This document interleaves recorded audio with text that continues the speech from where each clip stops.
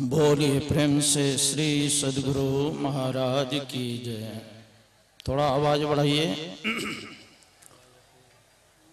ध्येयं सदा परिभवग्नमभीष्टदोहं तीर्थास्पदं शिवभिरञ्चिनुतं शरण्यं भृत्यार्तिहं प्रणतपालभवाब्धिपोतं वन्दे महापुरुषते चरणारविन्दं त्यक्त्वा सुदुस्त्यज सुरेप्सितराजलक्ष्मीं धर्मिष्ठ आर्यवचसा यदगादरण्यं मायामृगं दयितयेप्सितमन्वधावत् वन्दे महापुरुषते चरणारविन्दम्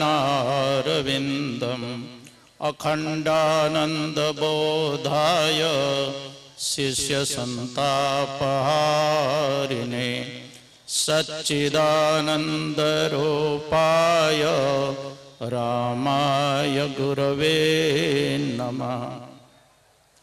पूज्यपाद गुरुजन, उपस्थित माता एवं भक्तिमती बहनों, मुदमंगलमय संत समाज, गुरु महाराज की असीम कृपा से हम लोग संत मत सत्संग में बैठे हुए हैं। संत मत सत्संग के द्वारा एक ईश्वर भक्ति का प्रचार प्रसार किया जाता है। लक्ष्मण जी से प्रश्न किया गया, पुष्पम दृष्ट्वा फलम दृष्ट्वा दृष्ट्वा स्त्रीणाम च यौवनम त्रीणि रूपाणि दृष्ट्वैव कस्यनो चलते मनः। पुष्प को देख करके, फल को देख करके, स्त्रियों की यौवनावस्था को देख करके किसका मन चलायमान नहीं होता है।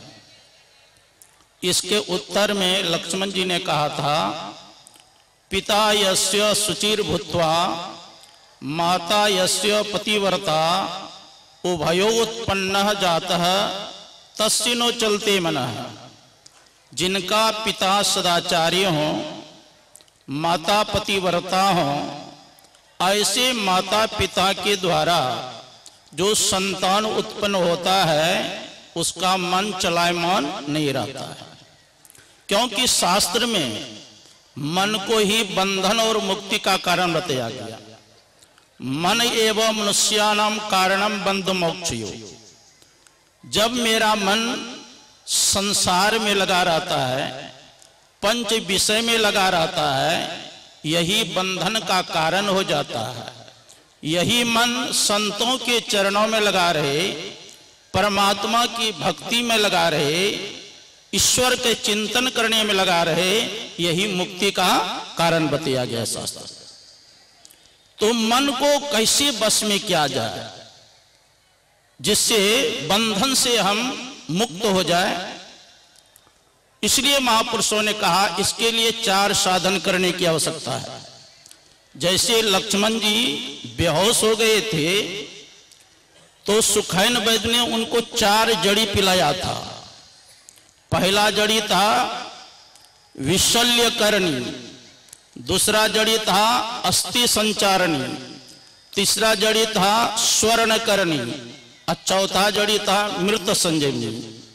पहला जड़ी पिलाने से लक्ष्मण जी के शरीर में जितने विष फैल गया था वह सारा विष निकल गया। दूसरा जड़ी पिलाने से लक्ष्मण जी की जो हड्डियां शरीर के बिखर गए थे सारी हड्डियां जुट गई थी। तीसरा जड़ी पिलाने से यह हुआ, जो बाण लगने से लक्ष्मण जी कांतिहीन हो गए थे, तीसरा जड़ी स्वर्णकरणी पिलाने से लक्ष्मण जी के शरीर फिर दिव्य हो गए, लेकिन अभी होश में नहीं आए थे। तो चौथा जड़ी उसको पिलाया गया मृत संजीवनी, जिसके पीने से लक्ष्मण जी होश में आ गए और फिर बाद में मेघनाद का वध किया। वही 4 जड़ी हम लोगों को भी गुरु महाराज बताए। पहला जड़ी है मानस जप, दूसरा जड़ी है मानस ध्यान, तीसरा जड़ी है दृष्टि योग और चौथा जड़ी है शब्द योग। तो तो पहला जड़ी का प्रयोग करना है, जप करते रहना है। जप करने से हमारे अंदर में जो वासना रूपी विष फैला हुआ है, जप करते करते वह वासना रूपी विष निकलेगा, तब मन एकाग्र होगा। हमसे, मैं बंबई गया था, प्रत्येक साल 1 महीना का कार्यक्रम होता था। एक महाराज जी ने हमसे पूछा कि महाराज जी हर एक हमेशा जप करते रहना चाहिए?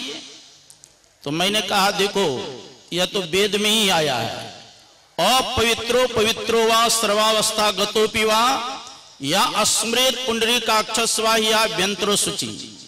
अपवित्रो पवित्रो वा, भगवान नाम का स्मरण करने से अपवित्र आदमी भी पवित्र हो जाता है।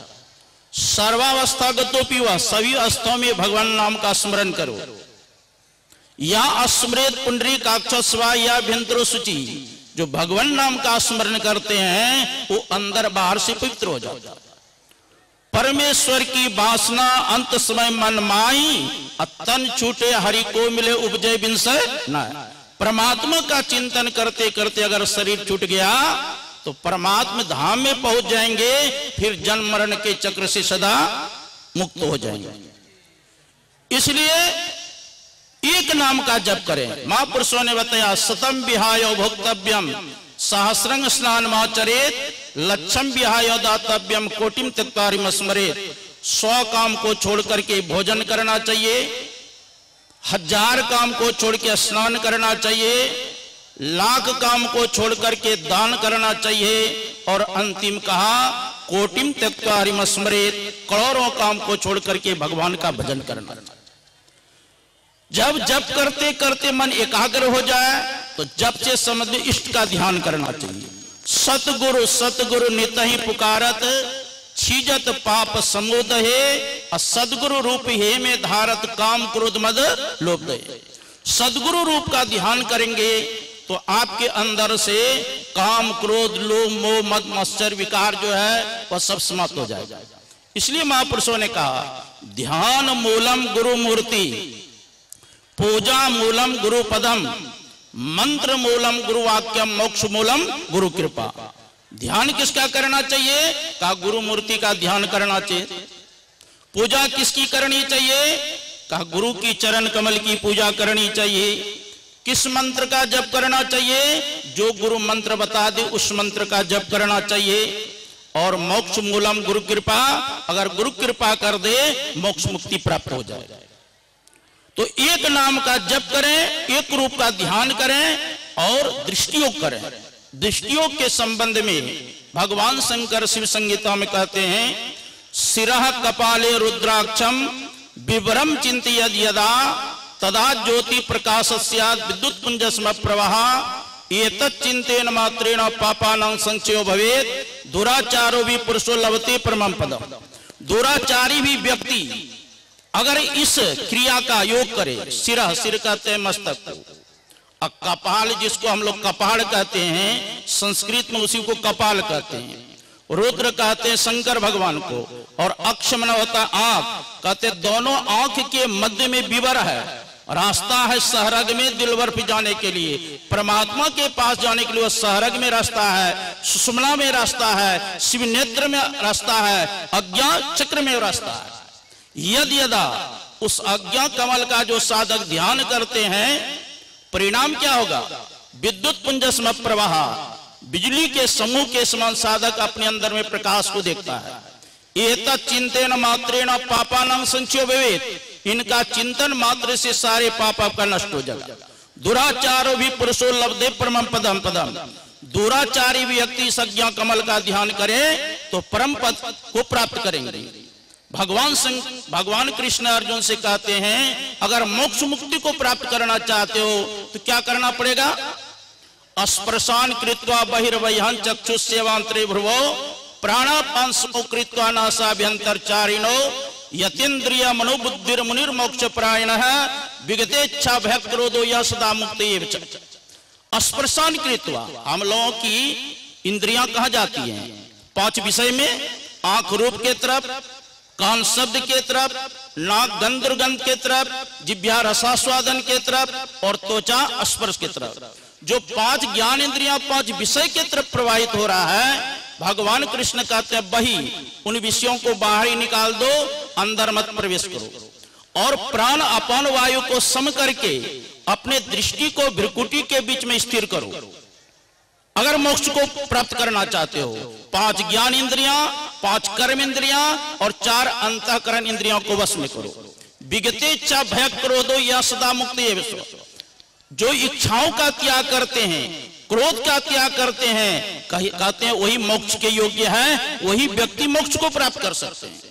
ज्ञा स्वनित्य सन्यासियों न दृष्टि न कांक्षति निर्द्वंदो महाभाव सुखम बंधात प्रमुच्यते। भगवान कृष्ण कहते हैं उसको नित्य ही सन्यासी समझना चाहिए। किनको? यो न दृष्टि न कांक्षति, न तो किसी से द्वेष करते हैं और न कुछ पाने की आकांक्षा करते हैं।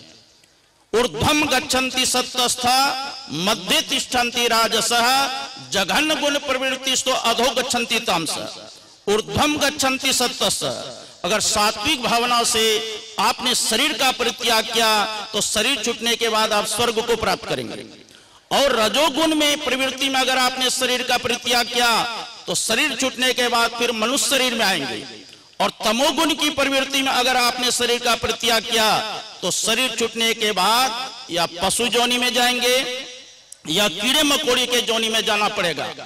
इसलिए भगवान कृष्ण कहते हैं कि पितर को पूजने वाले पितर लोक को प्राप्त करते हैं, देवता को पूजने वाले देवलोक को प्राप्त करते हैं, और मेरा स्मरण करने वाले, मेरा चिंतन करने वाले, मेरा ध्यान करने वाले अंत में मुझको ही प्राप्त करते हैं। इसीलिए भगवान कृष्ण कहते हैं सर्वधर्मान परित्यज्य मामेकं शरणं व्रज अहं त्वा सर्व पापेभ्यो मोक्ष्यामि मा शुचः। हे अर्जुन, सभी धर्मों को त्याग कर मेरे शरण में आ जाओ, मैं तुझे सभी पापों से मुक्त कर दूंगा। मां शुचा, चिंता मत करो।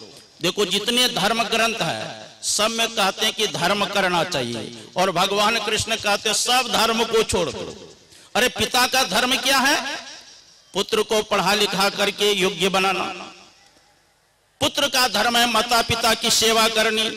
पत्नी का धर्म है पति का सेवा करना। पति का धर्म है पत्नी का भरण पोषण करना। गुरु का कर्तव्य होता है शिष्य को योग्य बनाना, और शिष्य का कर्तव्य होता है कि गुरु की आज्ञा का पालन करना।